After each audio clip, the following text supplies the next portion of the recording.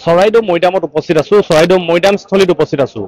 আহোম ৰাজত্বকালৰ স্বৰ্ণীল অধ্যায় সূচনা কৰা এই মৈদামস্থলীয়ে বিশ্ব ঐতিহ্য ক্ষেত্ৰত নিজৰ নাম সন্নিৱিষ্ট কৰি ভাৰতবাসীক গৌৰৱান্বিত কৰা এটা বছৰ আজি সম্পূৰ্ণ হৈছে সেইবাবে আচলতে চৰাইদেউ জিলাৰ এই চৰাইদেউ ঐতিহাসিক মৈদামস্থলীত প্ৰত্নতত্ত্ব সঞ্চালকালয় অসম আৰু খিলঞ্জীয়া আৰু জনজাতি বিকাশ আৰু সাংস্কৃতিক বিভাগৰ উদ্যোগত আৰু ভাৰতীয় পুৰাতত্ত্ব সৰ্বেক্ষণ তথা স্বৰ্গদেউসকলৰ স্মৃতিতৰ্পণ সমিতি চৰাইদেউৰ সহযোগত এই স্থানত আচলতে চৰকাৰীভাৱে যি বিশ্ব ঐতিহ্য ক্ষেত্ৰত সন্নিৱিষ্ট হোৱাৰ বাবে চৰাইদেউ মৈদাম ক্ষেত্ৰ বৰ্ষপূৰ্তি অনুষ্ঠিত কৰা হৈছে মোৰ পিছফালে আপোনালোকে দেখিছে এই ধৰণে আচলতে মণ্ডপ হাজি ইয়াত বিভিন্ন বিশিষ্ট অতিথি উপস্থিত আছে বিভিন্ন টাই জনগোষ্ঠীয় গৱেষক টাই জনগোষ্ঠী টাই মৈদামৰ লগত ওতঃপ্ৰোতভাৱে জড়িত ব্যক্তিসকলে ইয়াত উপস্থিত আছে ইয়াত অংশগ্ৰহণ কৰিব অসম চৰকাৰৰ সাংস্কৃতিক বিভাগৰ কেবিনেট মন্ত্ৰী বিমল বৰাকে প্ৰমুখ কৰি ইয়াত উপস্থিত থাকিব যি পৰিবহণ মন্ত্ৰী তথা স্থানীয় যি তেখেতে চৰাইদেউ জিলাৰে বিধায়ক যোগেন মোহন ডাঙৰীয়া উপস্থিত থাকিব আৰু বিভিন্ন কাৰ্যসূচী ইয়াত গ্ৰহণ কৰা হৈছে সমান্তৰালকৈ স্বৰ্গদেউসকলৰ যি মৈদামৰ ঠাত যি উপাসনাস্থলী চাউচেঙাত আচলতে তেখেতসকলে পৰম্পৰাগতভাৱে আচলতে পূজা অৰ্চনা আগবঢ়াই স্বৰ্গদেউসকলৰ আশীষ বিচৰা পৰিলক্ষিত হৈছে ইয়াত টাই আহোম উন্নয়ন পৰিষদৰ যি সভাপতি ময়ূৰ বৰগোহাঁই উপস্থিত আছে বিভিন্নজন সমবেত হৈছে মৈদাম ক্ষেত্ৰ যিহেতু এবছৰ সম্পূৰ্ণ হৈছে বিশ্ব ঐতিহ্য ক্ষেত্ৰৰ সাংস্কৃতিক বিভাগত আচলতে তেখেতসকলে নিজৰ স্থান সন্নিৱিষ্ট কৰিবলৈ সক্ষম হৈছিলে এটা বছৰ পূৰ্বে ব্যাপক হাৰত আচলতে ভাৰতবৰ্ষ আৰু অসমত এই দিনটো আজি পালন কৰা হৈছিলে ভাৰতৰ প্ৰধানমন্ত্ৰী নৰেন্দ্ৰ মোদী ডাঙৰীয়াৰ প্ৰত্যক্ষ নেতৃত্বত আচলতে চৰাইদেউ মৈদাম ক্ষেত্ৰই বিশ্ব ঐতিহ্য ক্ষেত্ৰত নিজৰ স্থান সন্নিৱিষ্ট কৰি অসম তথা ভাৰতবাসীৰ মান ৰাখিবলৈ গৌৰৱান্বিত কৰিবলৈ সক্ষম হৈছিলে স্বৰ্ণীল যি অধ্যায় আছে প্ৰায় 700 বছৰৰ অধিক যি এই স্বৰ্ণীল অধ্যায় আহোম ৰাজত্বকালৰ অধ্যায় আছে অধ্যায় ইয়াত লিপিবদ্ধ হৈ আছে সন্নিৱিষ্ট হৈ আছে ইয়াত বিভিন্ন ধৰণৰ সাংস্কৃতিক উত্তৰণ আৰু ৰাজনৈতিক উত্তৰণ বিভিন্ন ধৰণৰ কথা বতৰা ইতিহাস শৌৰ্য বীৰ্য ঐতিহ্য কথা ইয়াত উল্লেখ আছে গতিকে এই দিনটো নিতান্তই আচলতে গুৰুত্বপূৰ্ণ দিন হিচাপে বিবেচিত হৈছে আৰু সেইবাবে চৰকাৰী পক্ষই অসম চৰকাৰৰ কেউটা বিভাগে আচলতে চৰাইদেউ মৈদামস্থলী প্ৰাংগণত এইদৰে আজিৰ দিনটো বিশেষভাৱে পালন কৰা পৰিলক্ষিত হৈছে বিভিন্নজন আচলতে আহিছে তাই গৱেষক পণ্ডিত তাই বিভিন্ন জাতীয় জনগোষ্ঠী অধিহৰণ তাই সংগঠনৰ নেতৃত্ব আছে তেখেতসকল আহিছে অসম চৰকাৰৰ মন্ত্ৰী আহিছে আমি পোনে পোনে টাই আহোম উন্নয়ন পৰিষদৰ যি সভাপতি ময়ূৰ বৰগোহাঁই আছে তেখেতৰ সৈতে আমি দুআষাৰ কথা পাতিবলৈ চেষ্টা কৰোঁ চৰাইদেউ মৈদাম ক্ষেত্ৰ বিশ্ব ঐতিহ্য ক্ষেত্ৰৰূপে স্বীকৃতি পোৱা সম্পূৰ্ণ এবছৰ হৈছে আজি আৰু এইটো অসমবাসী তথা শিৱসাগৰবাসী চৰাইদেউবাসীৰ কাৰণে খুব গৌৰৱৰ বিষয় আৰু এই এবছৰত চৰকাৰখনে ৰাইজৰ সহযোগত দল সংগঠনৰ সহযোগত সকলোৰে সহযোগত এই ক্ষেত্ৰখন আৰু সুন্দৰভাৱে আগবঢ়াই নিয়াৰ কাৰণে বহুখিনি প্ৰক্ৰিয়া হাতত লৈছে আৰু বিগত দিনত আৰু বহুখিনি কৰিবলগীয়া আছে কিয়নো বিশ্ব ঐতিহ্য ক্ষেত্ৰত যিটো কোৰ জোনৰ বাহিৰতো বাফাৰ জোনতো বহুখিনি মৈদাম আছে সেই মৈদামখিনি বেদখলমুক্ত কৰি সংৰক্ষণ কৰি পৰৱৰ্তী পৰ্যায়ত সেই মৈদামখিনিকো আমি আগুৱাই নিয়াৰ কাৰণে চৰকাৰে বিভিন্ন ধৰণৰ প্ৰক্ৰিয়া হাতত ল'ব লাগিব আৰু এইদৰে সকলোৱে মিলি এই ক্ষেত্ৰখন আমি জাকত জিলিকা কৰি ৰাখিব লাগিব আৰু তাৰ কাৰণে যে অকল যে চৰকাৰে কৰিবলগীয়া কথা নহয় আমি সকলোৱে মিলি কৰিব লাগিব কিয়নো অকল চৰকাৰে গোটেই কামখিনি কৰি শেষ কৰিব নোৱাৰে ৰাইজে সহযোগিতা আগবঢ়াব লাগিব আৰু আমি আশা ৰাখিছোঁ পৰৱৰ্তী পৰ্যায়ত সকলোৰে সহযোগত এই বিশ্ব ঐতিহ্য ক্ষেত্ৰখন গোটেই পৃথিৱীতে আৰু সুন্দৰভাৱে জিলিকি উঠিব কিয়নো আমি এতিয়া দেখা পাইছোঁ যে বহু দেশী বিদেশী পৰ্যটক ইতিমধ্যে এই মৈদাম ক্ষেত্ৰলৈ আহিছে কিন্তু মৈদাম ক্ষেত্ৰখনত এজন বিদেশী যদি পৰ্যটক আহে 2 ঘণ্টা বা 3 ঘণ্টা থকাৰ পিছতে তেওঁ ইয়াৰ পৰা গুচি যায় কিয়নো চাবলগীয়া বিশেষ একো নাথাকে কিন্তু আমি এনেকুৱা এটা ইয়াত প্ৰকল্প হাতত ল'ব লাগিব যিটো প্ৰকল্পৰ যোগেদি বাহিৰৰ পৰা যদি দেশী বিদেশী পৰ্যটক আহে তেওঁলোকে যাতে ইয়াত গোটেই দিনটো গোটেই আমাৰ যিটো টাই সংস্কৃতি বা অসমীয়া সংস্কৃতি গোটেইটো যাতে ইয়াত অধ্যয়ন কৰা এটা পৰিৱেশ সুন্দৰভাৱে পায় ভাষা সংস্কৃতিৰ পৰা সকলোখিনি যাতে ইয়াত পাঠ্যপুথি বা তাৰ যিবোৰ পুথি আছে সেইবোৰ চোৱা তথা অধ্যয়ন কৰাৰ যাতে কিছুমান সুবিধা থাকে তেনেকুৱা ধৰণৰ আমি প্ৰকল্প হাতত লৈ এই গোটেই ক্ষেত্ৰখন আমি আগুৱাই নিব লাগিব নিশ্চিতভাৱে এই ক্ষেত্ৰত চৰকাৰে প্ৰক্ৰিয়া হাতত আগবঢ়াইছে প্ৰক্ৰিয়া তেওঁলোকে খুব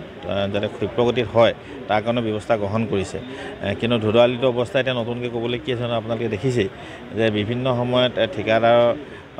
গাফিলতিৰ কাৰণে গোটেই কামটো বহুত লেহেম হৈ গ'ল আৰু আজিৰ কাৰণে তাৰ কাৰণে গোটেই জীয়াটো ভুগিবলৈ ৰাইজে ভুগিবলগীয়া হৈছে আৰু এই ক্ষেত্ৰত আমি চৰকাৰক আমি অনুৰোধ জনাইছোঁ যে এই ক্ষেত্ৰত যাতে কামবোৰ খুব ক্ষিপ্ৰগতিত হয় কিয়নো বাহিৰৰ যেতিয়া পৰ্যটকবোৰ দেখি পৰ্যটক যেতিয়া ইয়ালৈ আহে ইমান যেতিয়া ৰাস্তা পদূলি বেয়া হয় তেতিয়া ক্ষেত্ৰত অকণমান তেওঁলোকো মানে ইয়াত কিবা এটা বক্তব্য দি যোৱা যেন আমাৰ অনুভৱ হয় গতিকে আমি আশা ৰাখিছোঁ চৰকাৰৰ ফালৰ পৰা যিখিনি কৰিবলগীয়া আছে কৰিছে কিন্তু ঠিকাদাৰ যিটো গাফিলতিৰ কাৰণে প্ৰক্ৰিয়াটো ৰৈ গৈছে যদি এই কামখিনি যাতে ত্বৰান্বিত হয় আৰু যোগাযোগ ব্যৱস্থা যদি উন্নত নহয় তেনেহ'লে কিন্তু পৰ্যটক নাহিব গতিকে সেই ক্ষেত্ৰত যোগাযোগ ব্যৱস্থা আমি খুব উন্নত কৰিবই লাগিব এতিয়া চুকাফা মৈদাম বুলি ক'লে অলপ মানে বিতৰ্কলৈ গুচি যায়গৈ কিয়নো এই ক্ষেত্ৰত চুকাফা মৈদামটো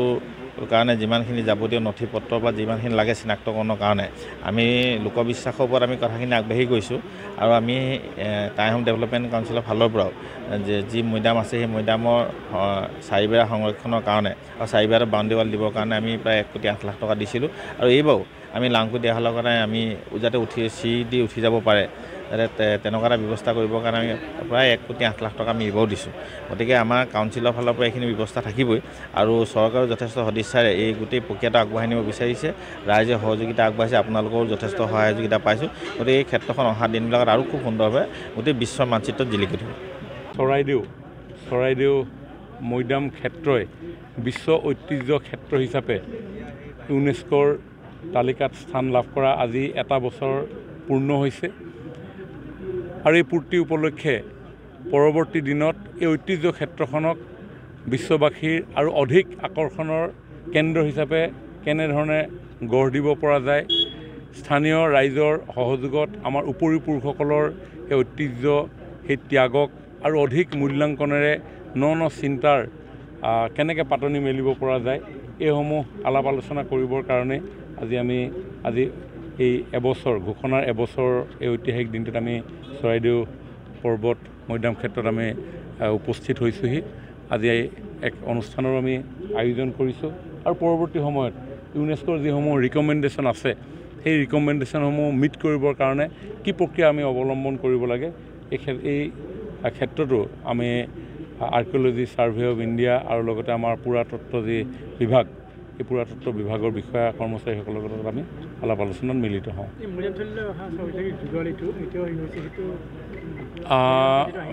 হয় সেইটো বিষয়ে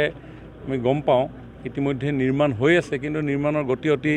লেহেমীয়া হৈ আছে গতিকে মই আজি আমাৰ দুইটা ডিভিজন শিৱসাগৰ আৰু চৰাইদেউ দুইটা ডিভিজনৰ বিষয়াসকলক তালৈ নিমন্ত্ৰণ জনাইছোঁ আৰু নিৰ্মাণৰত যিসকল সংস্থা আছে তেওঁলোককো আহিবলৈ কৈছোঁ চাওঁ অলপ কথা পাতিম দেখা যায় যে চৰাইদেউ জিলাখনত এই মৈদামখিনিৰ উপৰিও আৰু বহুখিনি পুখুৰী আছে দগাযুঁজ ক্ষেত্ৰ আছে এইখিনি অনাদৃত হৈ আজিলৈকে সংৰক্ষণ হোৱা নাই ইতিমধ্যে যিহেতু চৰাইদেউ মৈদামক আমি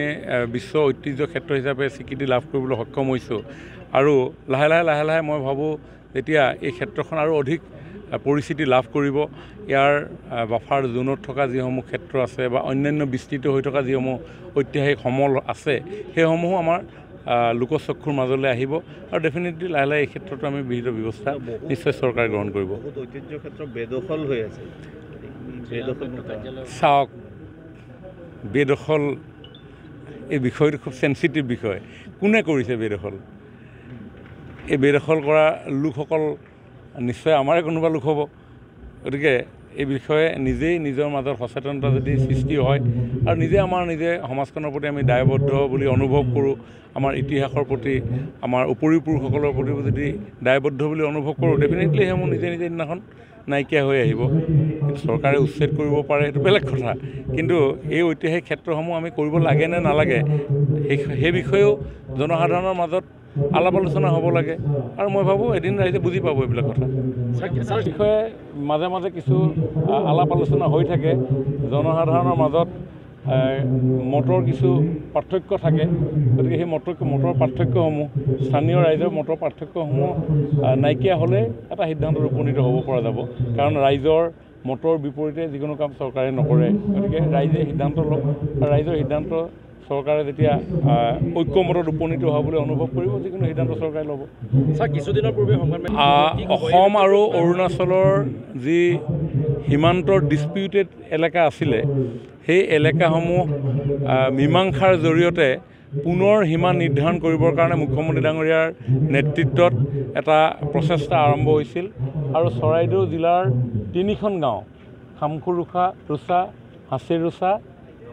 আৰু তামলাং ৰুচা এই 3খন গাঁৱৰ সীমা নিৰ্ধাৰণৰ ক্ষেত্ৰতো আমি কেইবালানিও বৈঠক কৰিছিলোঁ মই চৰাইদেউৰ গাৰ্জেন মিনিষ্টাৰ হিচাপে মই নিজে সেই সীমাবিলাক চাবলৈও গৈছিলোঁ বিধায়ক ডাঙৰীয়া আছিলে জিলা আয়ুক্তৰ পৰা আৰম্ভ কৰি বিভিন্ন বিভাগৰ বিষয়াসকল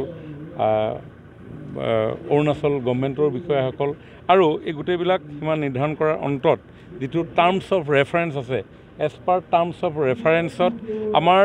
2খন চৰকাৰৰ ৰাজহ বিভাগ আমাৰ অসম চৰকাৰৰ ৰাজহ বিভাগ আৰু তেওঁলোকৰ ৰাজহ বিভাগেও সৰজমিন তদন্ত কৰি তেওঁলোকক আমি এটা ৰিপৰ্ট দাখিল কৰিবলৈ দিয়া গৈছে তো সেই কামখিনি চলি আছে সেই ৰিপৰ্ট আমি কম দিনৰ ভিতৰতে পাম আৰু এই ক্ষেত্ৰত আমি সিদ্ধান্ত গ্ৰহণ কৰিব পাৰিম আপুনি বিচৰা বাতৰি পাব কেৱল নিউজ 18 এপত নিউজ 18 এপ ডাউনলোড কৰিবলৈ স্ক্যান কৰক এই QR কোড গুগল প্লে ষ্টৰতো পাব এই নিউজ 18 এপ